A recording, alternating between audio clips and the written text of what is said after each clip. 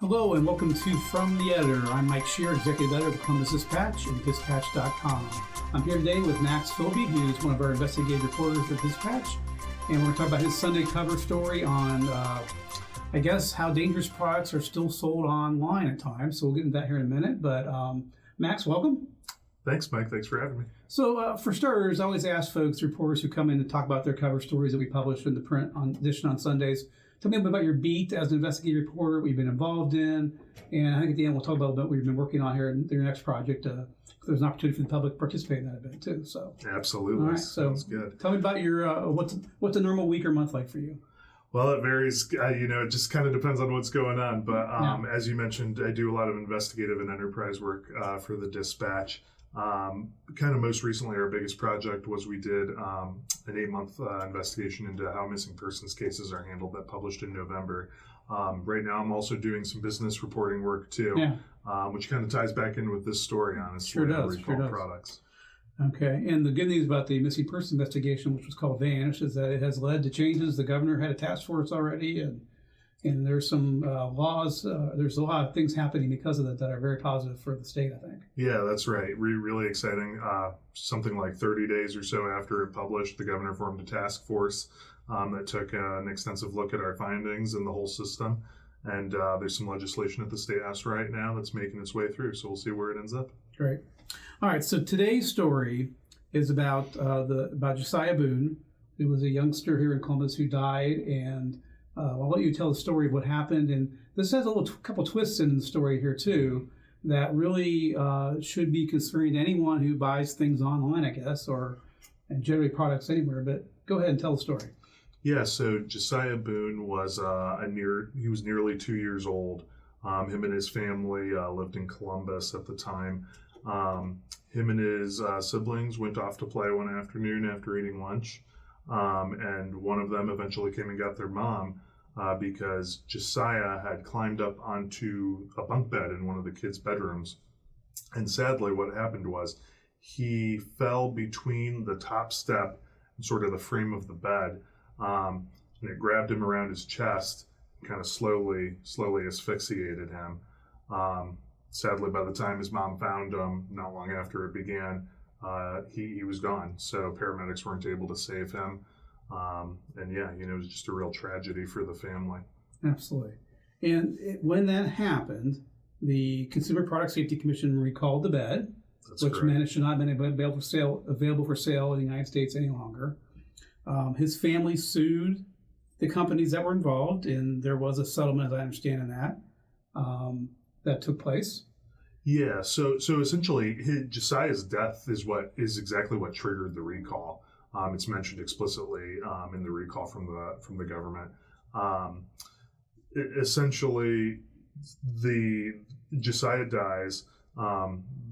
His mom, Tara Dean, who we talked to for the story, she can't shake this feeling that something must have been wrong with the bed, right? Mm-hmm. She ordered this bed off Wayfair, and she just thought that shouldn't be able to happen. Yeah. So she reaches out to several attorneys, eventually finds one here in Columbus where she was living at the time, who takes up the case, and they find out that it didn't meet U.S. safety standards for bunk beds for kids. That top step where Josiah fell through, the space either had to be so large that he would have just fallen right through it, or not there at all, so that way he couldn't fall through it. The mom, Tara Dean, she filed a lawsuit against Wayfair, the companies that imported the bed from Vietnam, and then the manufacturer, which is based in Vietnam. And like you mentioned, she was able to settle the lawsuits against Wayfair and the importing companies. Yeah. The manufacturer in Vietnam never even responded because to the there's the U.S. legal system cannot reach that far to force a foreign company to atone for any mistakes it may or may not have made. Right, and that's pretty common. Yeah. You'll see manufacturers of other devices and products and whatnot. They might be sued, but the U.S. courts can't hold them accountable overseas. Okay, so as awful as all that is, the system worked mostly, and they were compensated for this tragedy, and life should be able to move on. But then their attorney made a startling discovery not long after a while this is all going on. So tell us about that. Yeah, that's right. And with that foreign manufacturer, even though they're not likely to ever collect any money, they took that case all the way to trial to make a point. And they were awarded one of the biggest judgments in state history. But even after all this happened, her attorney, Dan Mordarski, was looking around online and realized, he was like, I think that's the bed, or a very similar bed to the one that killed Josiah. And so he actually ordered a couple of them, rented a storage unit in Columbus, and pieced them together and found out that they were in fact pretty much the same product, some of them under a different name and whatnot, still listed for sale online, despite the fact that they had killed this Columbus kid and had been recalled by the government. So these beds are being sold on foreign websites or on American websites, or how did that work? So both and, but they were still listed for sale at the time by Wayfair. Now I should note, Wayfair said that product safety is of the utmost importance to them. But this attorney found them still listed on Wayfair, reached out to Wayfair, notified them, reached back out to the government. It eventually did get taken down, but it was still listed for sale even after everything. Okay. So the challenge for a consumer here, you're looking for a good deal on a bunk bed for your kids or whatever the case may be, and you're on a website, and is there any way to know whether or not we all know how these products are, the same TVs sold with different product numbers at different stores. Sure. So how do you know how a product has been recalled, or can you still know a product's been recalled? Yeah, so definitely. The Consumer Product Safety Commission lists recalls all online, all products that have been recalled. You're going to have to do some of your own digging and research and stuff, which could be a little time consuming. But as long as you have some of the information of what you're looking at buying, the idea is that you should be able to cross-reference it with their listings. Now, the interesting thing about this too is, the bed was for sale on Wayfair, but sometimes with some of these products, Wayfair may never even come into possession of the bed. It might be shipped directly from the manufacturer. And kind of experts and the attorney for the family who I spoke to talked about how, online shopping has just exploded in the last decade or so.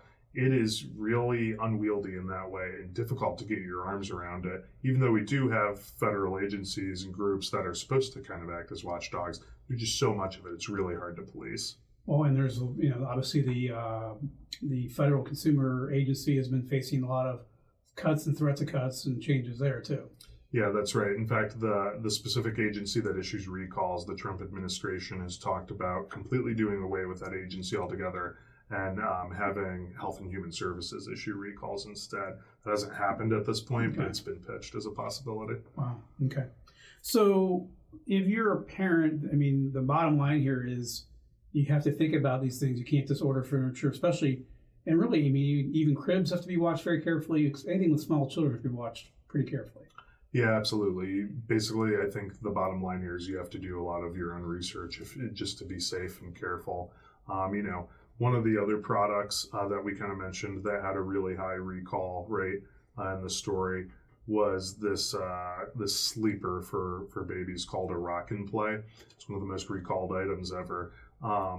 And sort of it became, unfortunately, really popular on a lot of resale sites. So like Facebook Marketplace, Craigslist, things like that, which is just a whole nother can of worms. Well, I meant to bring that up. So thank you. So, Facebook Marketplace, you're going to buy a bunk bed for your kids that's way off the original sticker price, still in good shape, but it may be a recalled item that no one understands. The seller doesn't know it. Right, and it's technically illegal to sell recalled items in the U.S., especially without a mandated fix if one exists. But yeah, you're right. In a situation like that, the buyer is probably none the wiser. There's a really good chance the seller doesn't even know. They just might not need the product anymore. In some of these recalls, it takes a bit of a freak situation to happen for the problem actually to become a problem. So it's not, it's not like it's going to collapse as you walk up it or something like that in this case. But yeah. Right. And this case is a good example of that. It took something very specific to happen for it to be recalled and for that danger to be discovered. And sooner or later it would have happened to somebody, but it could have been some other than Josiah pretty easily too. Right. Yeah. That's true. Okay. All right. So what's kind of your lasting impression of reporting on the story? What stuck with you the most as you reported on this? I think what stuck with me the most is just, we think that everything we buy is safe and has been checked out and tested. And it really occurred to me, I don't have children, but if I did, I think it would make me a lot more wary of anything I buy online or in stores, but especially online, because you don't always know where it's coming from. When you have in the print version, there's a long list of all the various big recalls in the United States. It's quite a list. Yeah, there's things that are very prominent products. Right. There's a lot of memorable ones on there that people will recognize, I think. All right. So thank you, Max. Let's take a minute here, though, while we're here, to talk about your next project you're working on involves radon in Ohio. And we're looking for people who want to have their homes tested. So can you talk about that for a moment? Yeah, that's correct. Thanks. We got some grant money to do some testing on homes in Ohio for radon. And for those who don't know, radon is an invisible, odorless, toxic gas that's considered the second leading cause of lung cancer after smoking, of course. And the reason we wanted to do some testing is because Ohio is kind of considered ground zero for radon. It's one of the worst states in the country for it. We're looking at, should there be more protections in place for people? Should schools and homeowners be required to test for real estate transactions and whatnot? So we're doing some testing, going to kind of go out and see for ourselves what we see out there, and hear from people whose homes we're going to test. All right, so if you're interested in that, you can reach out to Max at mfilby@dispatch.com, mfilby@dispatch.com, and he will reach back out to you. All right. Thank you, Max. Appreciate you being here today, and thanks to all our viewers. We'll be back next week with a look at gun violence in the city of Columbus. Thank you.